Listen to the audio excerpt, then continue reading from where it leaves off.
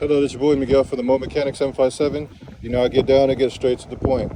The video is keep the diagnostic simple. Customer said they replaced a whole bunch of parts because the car wouldn't start. I just got here for a diagnostic. I keep the diagnostic simple. First thing I always do is grab the terminals.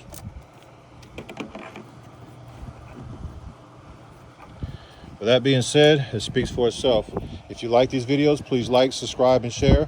Also, if you found any value to this video in any shape, form, or way, hit that super thanks. We take the super thanks that you guys give to us, and we turn around and give it back to people who are underprivileged and can't afford their repairs or just trying to take care of their family.